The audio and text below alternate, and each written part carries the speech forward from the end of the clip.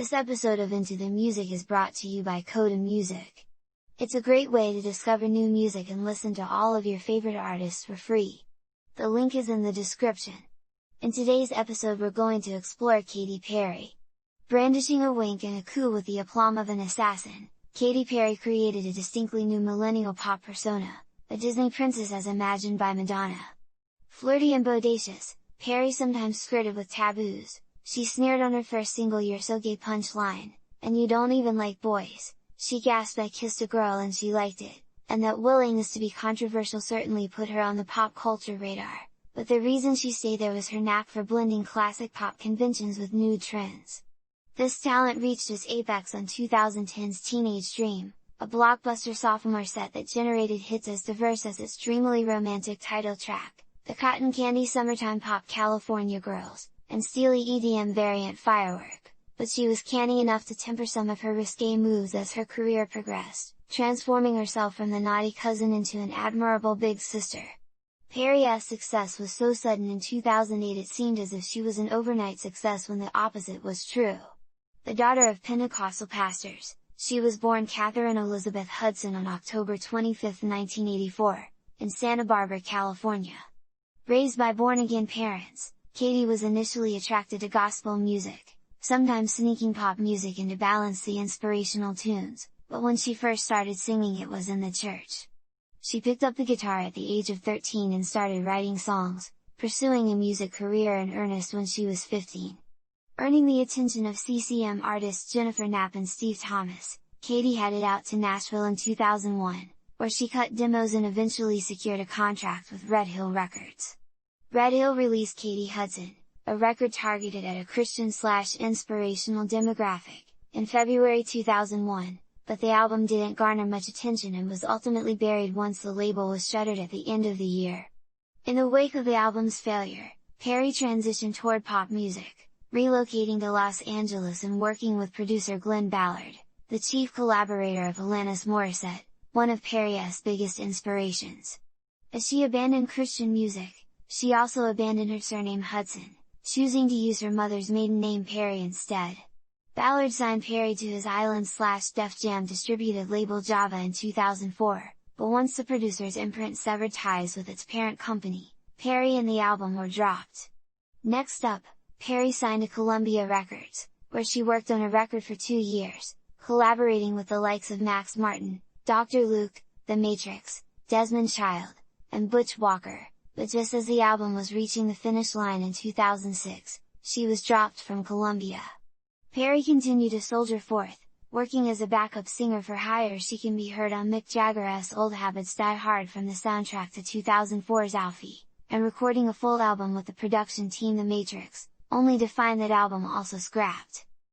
She finally saw a song called Simple released on the soundtrack to 2005's The Sisterhood of the Traveling Pants, but her next big break arrived in 2007, when Jason Flom signed her to Capitol. Once again, Perry headed into the studio to create a would-be blockbuster. Ballard, Dr. Luke, and Butch Walker all returned, with Dave Stewart, Greg Wells, and Essa M and Sluggo also showing up, but this time everything fell into place for the singer.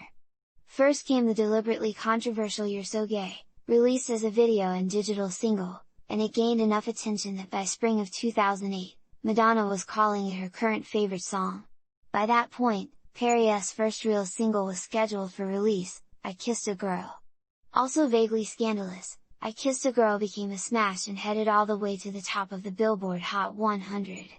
Her debut, "One of the Boys," followed in June 2008, and it was also a success, supported by the top 10 hit Hot and Cold, along with "Thinking of You" and "Waking Up in Vegas." "One of the Boys" was a big enough hit that the shelved album Perry had recorded with The Matrix back in 2004 saw a release in January 2009, but it didn't do much. Perry supported "One of the Boys" with media appearances and steady tours, including an appearance on the 2008 Warped Tour and her own headlining Hello Katy Jaunt in 2009. A stopgap MTV Unplugged album appeared in November 2009, by which time Perry was hard at work on her second album, Teenage Dream. Preceded by the frothy single "California Gurls," Teenage Dream was an international smash, generating no less than 5 consecutive #1 singles in the US, "California Gurls," Teenage Dream, Firework, E.T. which featured Kanye West, and Last Friday Night TGIF.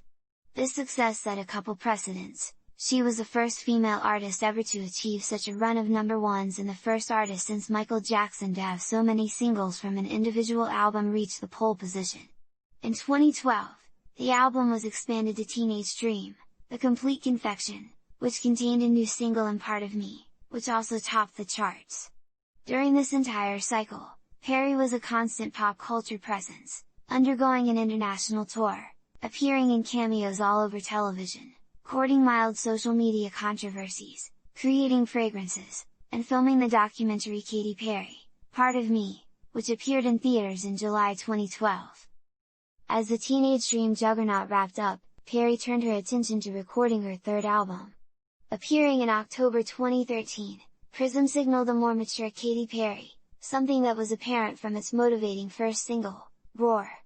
Prism received a lift from its third single, Dark Horse, which became her ninth number one unconditionally didn't crack the top 10, and it was followed by Birthday and This Is How We Do, both released as she supported the album with an international tour. The highlight of that tour was her appearance at the halftime show for 2014's Super Bowl 49, where she performed with Missy Elliott and Lenny Kravitz. 2 years later, Perry made her comeback with another major sporting event, the 2016 Rio Summer Olympics. Her single Rise was honored as the official anthem for the Games, it peaked at 11 on Billboard's Hot 100. Perry next released Chained to the Rhythm, a single co-written with Sia Furler and co-produced by Max Martin, in February 2017. Another single, Bon Appetit, featuring Migos, appeared before the June release of Witness, an album that emphasized EDM-inspired dance pop. Perry returned with a holiday single, the family-inspired Cozy Little Christmas, in December 2018. A standalone single, Never Alone, arrived in May 2019 and hit number 11 on the Billboard Top 40. In March 2020, she released the romantic ballad Never Worn White,